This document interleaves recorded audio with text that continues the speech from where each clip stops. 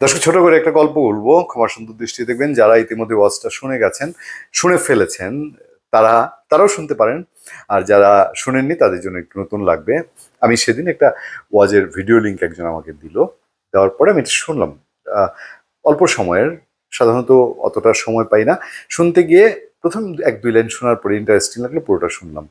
একজন ওয়াজ করছেন, উনি একজন ধর্মীয় মানুষ, একজন আলেমুল্লামা। তিনি ওয়াজ করছেন। ওয়াজের বিষয়টা এরকম যে সেই আলেম ওলামা তিনি, তার এক মসজিদে নামাজ পড়ার ইচ্ছা, যে কোনো একটা সুন্দর মসজিদে নামাজ পড়বেন। তার এক বন্ধু একটা মসজিদে চাকরি পেয়েছে। ওই বন্ধু বললো যে আমার মসজিদটা অনেক সুন্দর, ওখানে আসো। এক শুক্রবারে নামাজ পড়তে গিয়ে, জুম্মার নামাজ পড়তে গিয়ে দেখলেন তার বন্ধু খুব ট্যালেন্ট ছেলে, এবং আপনার 500 জনের সঙ্গে কম্পিটিশন করে ওই মসজিদে ইমামতির চাকরি পেয়েছে। কিন্তু তিনি জাস্ট আরবিতে খুতবা পড়ে নামাজ টামাজ শেষ করে বিদায় নিয়ে নিচ্ছেন। তো ওই বন্ধুকে ডেকে ওই আলেমুল্লামা জিজ্ঞেস করলেন যে, কিরে, তুমি তো অনেক কিছু জানো, বিষয়ভিত্তিক বাংলায় আলোচনা করলে পারো, খুতবা পড়বা, তুমি জুম্মার আগে মানুষজনকে বুঝাবা, তারা ভালো পথে আসবে। তো তখন বলছে যে, তুমি যে এগুলো করলা না, তো তোমার পরকালের রাস্তার কি হবে? বলে, ওই ব্যবস্থা করা হয়েছে। কি ব্যবস্থা করা হয়েছে? দোস্ত শোনো, এখানে চাকরি নেওয়ার পরে প্রথম সপ্তাহে আমি চিন্তা করলাম বিষয়বস্তু ভিত্তিক আলোচনা করি। প্রথম বিষয়বস্তু ঠিক করলাম আপনার সুদ। তো সুদের উপরে প্রথম দিন বক্তৃতা টক্তৃতা দেওয়ার পরে নামাজ শেষ হলো, আমাকে সভাপতি সাহেব এক চিপাই টাইকা নিয়ে কয়, বিষয়টা কি, ঘটনা কি, আপনি আমারে নিয়ে এতগুলা কথা কেন কইলেন, আপনি কেমনে জানলেন যে আমি খাই?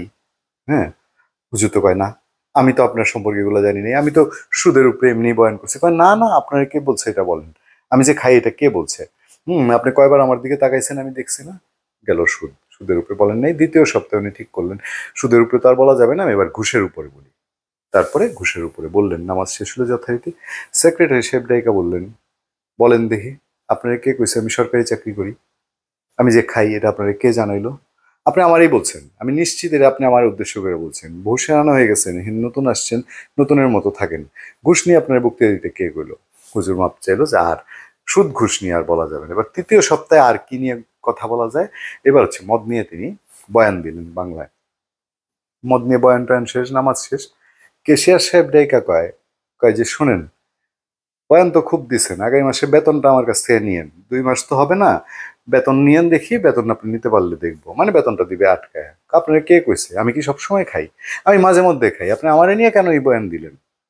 হুজুর মাপটাপ চেয়ে চিন্তা করলো, দরকার নেই, আরবিতে যা আছে বইলা টইলা কোন রকম তার দায়িত্ব শেষ করে। গল্পটা বলতে আমার 3 মিনিট প্রায় সময় লাগছে, দুঃখিত আমি আপনাদেরকে। কেন বলছি, অত ভালো গল্প বলতে পারি না, তবে অত্যন্ত দুঃখের সাথে সামনে একটা খবর আছে। সুদ ঘুষের বয়ানকে কেন্দ্র করে সংঘর্ষ, থানা ঘেরাও। মানে আপনি যাবেন কোথায়? দেখেন, সমকালের রিপোর্টটা আছে। গাজীপুরের কেরানীগঞ্জে জুম্মার নামাজের আগে সুদ ও ঘুষ নেওয়া হারাম হুজুরের এমন বয়ানকে কেন্দ্র করে দুপক্ষের মধ্যে সংঘর্ষের ঘটনা ঘটেছে। এতে উভয় পক্ষের মতো 10 জন আহত হয়েছে। আহতদের চিকিৎসার জন্য গাজীপুরের কালীগঞ্জ উপজেলা স্বাস্থ্য কমপ্লেক্সে নেওয়া হয়। সেখানে কালীগঞ্জ শ্রমিক কলেজ শাখা ছাত্রদলের সিনিয়র যুগ্ম আহ্বায়ক আবুল হোসেন প্রিন্স প্রতিপক্ষকে বেধড়ক মারধর করেন বলে অভিযোগ উঠেছে। হাসপাতালে প্রতিপক্ষকে মারধর, ভাঙচুর, ভয়ভীতি প্রদর্শন ও সরকারি কাজে বাধা দেওয়ার অভিযোগে ছাত্রদল নেতা সহ 6 জনকে গ্রেফতার করেছে পুলিশ। এই ঘটনায় উভয় পক্ষ কালীগঞ্জ থানায় লিখিত অভিযোগ দিয়েছে। তবে হাসপাতালে ত্রাস সৃষ্টির ঘটনায় এসআই মিলন মিয়া বাদী হয়ে 6 জনের নামে মামলা দায়ের করেছে। পুলিশ ও স্থানীয় সূত্র জানায়, শনিবার ইফতারের আগে কালীগঞ্জ পৌরসভার 5 নং ওয়ার্ড বালিগাঁও উত্তরপাড়া এলাকায় সুদ ও ঘুষ নেওয়া হারাম বলে মসজিদে হুজুরের বয়ান দেন। এ নিয়ে পক্ষে বিপক্ষে যুক্তি শুরু হয়। আমার খুব জানতে ইচ্ছে করছে সুদ এবং ঘুষের পক্ষে কি যুক্তি আছে।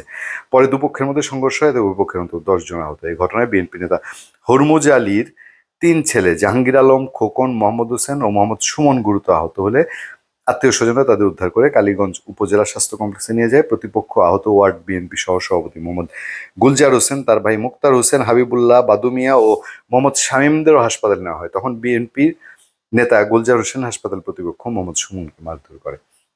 আচ্ছা, এদিকে ছাত্রদল কর্মী রিয়াদ হোসেন ও তার বাবা মোহাম্মদ সোহেলকে প্রতিপক্ষের লোকজন মারধর করেছে বলে নানান অভিযোগ টভিযোগ রয়েছে। হ্যাঁ, এলাকাবাসীরও কিছু বক্তব্য আছে। অপরপক্ষে আহত জাহাঙ্গীর, তাদের পরস্পর বিরোধী বক্তব্য আছে। ইন্টারেস্টিংলি, এই সমাজে সুদ এবং ঘুষ এখন খুব আলোচিত ক্যারেক্টার। দেখেন না, ওই দিন দেখলাম যে এক নির্বাহী প্রকৌশলী এলজিইডির তিনি 37 লাখ টাকা সহ ধরা খেয়েছেন। আবার সুদ সম্পর্কে এখন বলতে গেলে নানান কিছু সেন্সিটিভ বিষয় টিষয় আছে।